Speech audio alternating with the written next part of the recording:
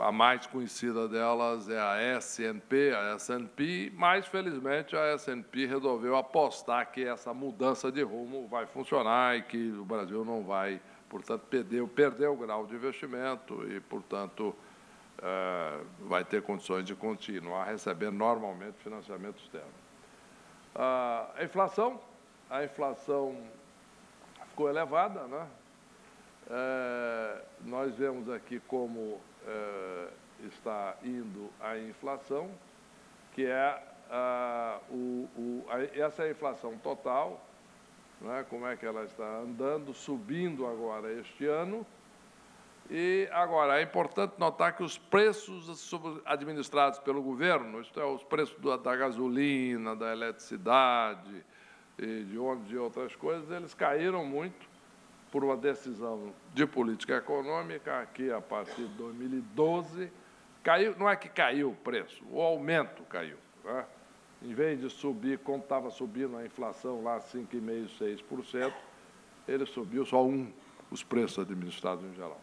Isso segurou um pouco a inflação, mas uma hora ela tinha que ajustar. O problema dessa situação de ajuste é que sempre leva a um exagero do outro lado, tem que ser, porque defasou, agora tem que ajustar o preço, e aí puxa a inflação para cima. Portanto, a inflação tende a ser elevada agora, em 2015, cerca entre 7% e 8% ao ano, com a inflação muito alta por padrões internacionais e mesmo brasileiros nessa altura. Tem o risco aí de racionamento de energia, nível de reservatório do Sistema Nacional é próximo hoje, mais ou menos, é igual, mais ou menos, ao que chegou no apagão lá de 2001, mas não há, digamos, não é que por causa disso vai haver o apagão necessariamente. Tem risco, mas não. Por quê? Porque hoje o Brasil está mais preparado do que em 2001. Aprendeu as lições desde naquela época, quando o Brasil começou a reagir. Hoje o Brasil tem mais linhas de transmissão, possibilidade de transmitir de uma região para outra, etc. Tem mais geração de térmicas, muito caro, e as térmicas brasileiras, por diversas razões, são ineficientes, então isso custa mais caro, mas tem possibilidade de fornecer energia cara, mas tentar evitar o racionamento. É possível. Vamos aguardar. Racionamento de água, principalmente São Paulo, talvez Rio de Janeiro. Isso aqui é o reservatório da Cantareira, que abastece a zona norte e uma parte da zona leste de São Paulo, uma região grande, muito populosa, cerca de 6 milhões de pessoas. Então, ela, aqui com 100%, atingiu isso aqui em 2010, 2011, e ela está aqui abaixo de 20%, e, dependendo das circunstâncias, pode cair durante a seca. Então, idealmente, ela deveria subir aqui nesse período, enquanto está chovendo, para depois não cair tanto. Vamos aguardar. A outra represa, Guarapiranga, etc., está melhor, está bem, mas a Cantareira é a maior. Então, vamos aguardar aqui. Isso é uma questão complicada, porque essa é uma questão de planejamento de longo prazo, não é? Envolve obras grandes, e também questões ecológicas, não é? Uma solução definitiva para o problema da Cantareira, por exemplo, eu vi um estudo importante sobre isso, seria plantar 40 milhões de árvores, um reflorestamento nos mananciais, toda a região de mananciais da Cantareira. É viável, não é uma coisa inusitada, já houve regiões, houve alguns estados americanos que fizeram projetos até maiores do que esse, mas exige organização, determinação, e é um projeto de longo prazo, não dá dividendo político de curto prazo, é longo prazo, mas, cedo ou tarde, o Brasil vai ter que enfrentar esse tipo de problema. O ajuste nos juros americanos, como eu mencionei, né? Então, isso aqui é o título do governo americano, né? De 10 anos, né? O Treasury, quer dizer, o título, digamos assim, uma LTN, ou um título do governo, LTN do Tesouro Nacional, né?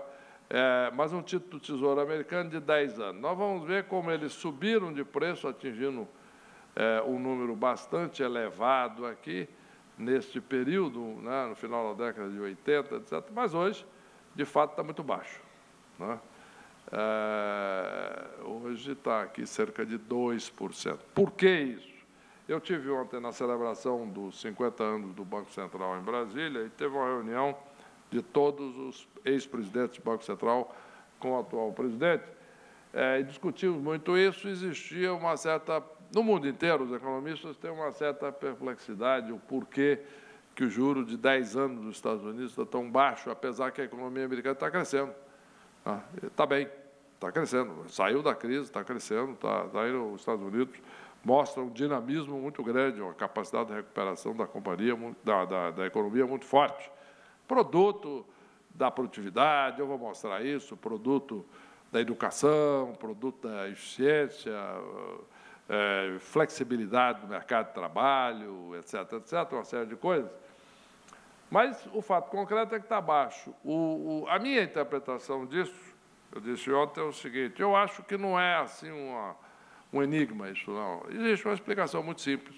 É que a população americana se endividou muito durante esses períodos de euforia, até 2008, e o nível de endividamento das famílias, das empresas, cresceu muito, né?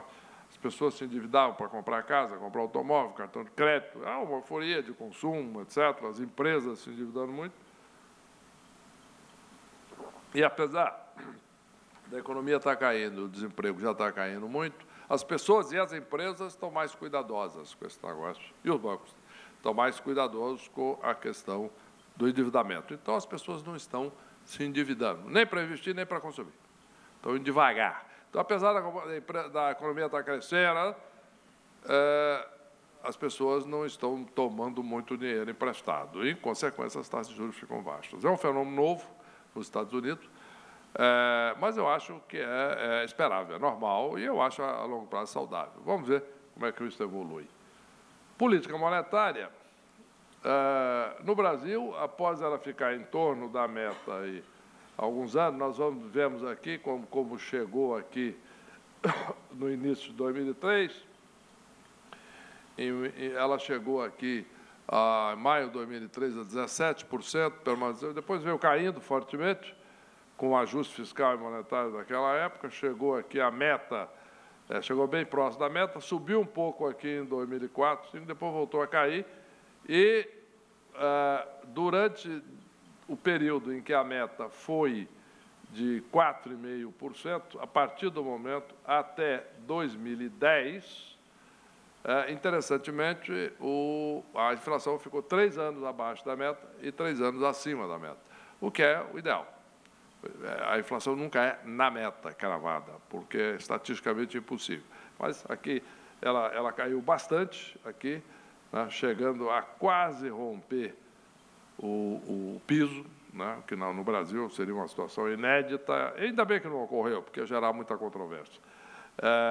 Mas depois subiu, bateu em cima e voltou. A partir, no entanto, de 2011, aqui, ela ficou oscilando acima, aqui no intervalo superior. Na realidade, se você tomar o período todo, ela começa a oscilar a partir de um certo período em torno do topo da banda, o que é muito ruim, porque isso é como a economia brasileira passasse a adotar o topo da banda, o teto máximo, como a meta. Não é a meta, isso é o máximo, que é atingido em situação de alguma subida de preço commodity, etc. Mas não, é muito alta, a inflação de 6,5% é uma inflação alta para padrões internacionais e tende a criar pressão de indexação de preços e de salário.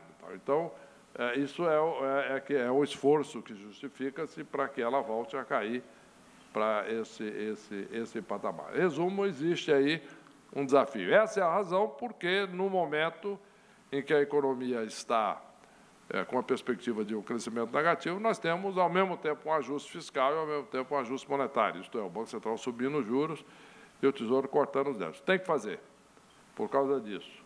Mas é complicado, não há dúvida. E podia ser preciso discutir. Bom, mas o ideal seria que não tivesse acontecido. Bom, não adianta.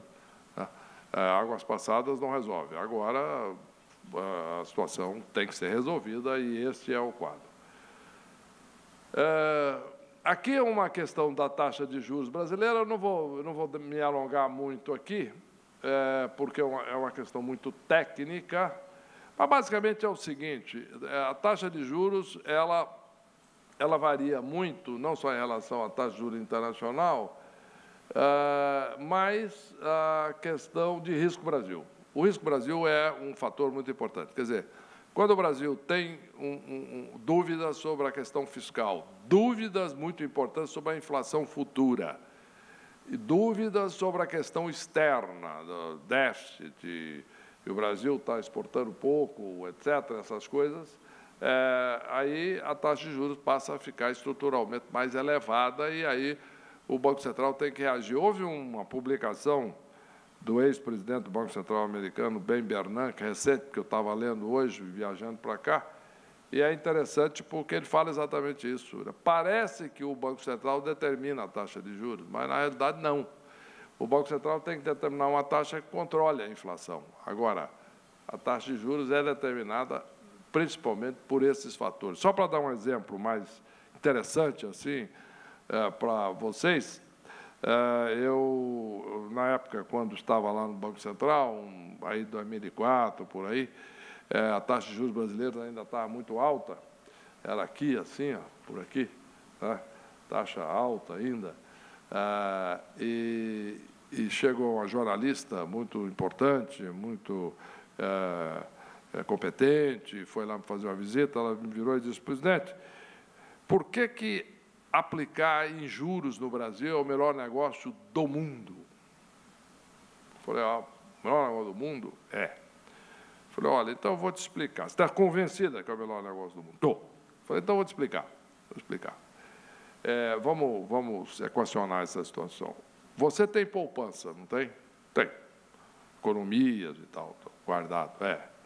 Você economizou a vida inteira, tal. Pois não. Então, eu te faço uma sugestão. Você pega toda a sua poupança e, ao invés de ficar aplicando em curto prazo, CDB, você vai comprar um título do Tesouro Nacional por 10 anos. Nesta taxa que você está achando o melhor negócio do mundo. Você vai comprar e vai aplicar num título do Tesouro Nacional por 10 anos. Ela falou, eu não sou louca. Eu falei, por quê? Você não quer fazer, eu te proponho fazer o melhor negócio do mundo, e você disse que não é louca? Ela falou, eu não sei quem vai ser o presidente do Banco Central amanhã, quem vai ser o presidente da República, qual vai ser a inflação, então não vou fazer. Você disse para ela, você acabou de explicar para nós aqui por que a taxa de juros no Brasil é elevada. O dia que você achar que vale a pena, como nos Estados Unidos, aplicar num título do Tesouro Nacional de 10 anos a 2%, isso significa que o Banco Central brasileiro vai ser capaz de botar a taxa de juros bem baixinha, como faz nos Estados Unidos. Em resumo, não tem mágica em economia. É aquilo que o meu avô já dizia, dinheiro não aceita desaforo. Principalmente dinheiro daquele que poupa e vai depositar. Esse você presta atenção, porque, afinal de contas, você custou sangue, suor e lágrimas, você ganhar o dinheiro, você não vai jogar fora. Então, esse basicamente é o quadro. Por que a inflação não está caindo, apesar da atividade estar baixa ou negativa, o IPCA não caiu, o serviço já começou a cair devagar, está muito alto ainda, mas começou a cair devagar, mas os administrados ainda não, é o que eu expliquei. Né? Projeções nossas para a economia brasileira, a economia brasileira esse ano vai cair, e em algum momento pode estar uma recessão caindo mais de 1%, até 1,5%,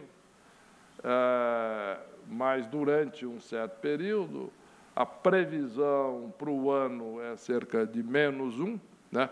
Média do ano 2015 contra a média do ano 2004, mas deve voltar a crescer depois. Mas, de novo, crescer aí entre 1% e 2%. Voltar a crescer até 2% ao ano, por aí, aqui mais à frente, né? Final de 2016, por aí. Durante 2016. Após a inflação vai subir um pouco mais, aqui no pico pode atingir mais de 8% ao ano, inflação alta, depois volta a cair. Mas note bem, isso é uma previsão que não é tão otimista assim como parece, porque ela caindo em 2017, no quarto trimestre, final de 2017, ela ainda está aqui a 5,5%. É muito. Então, esse mostra a preocupação de todos e do Banco Central para ver se a curva de queda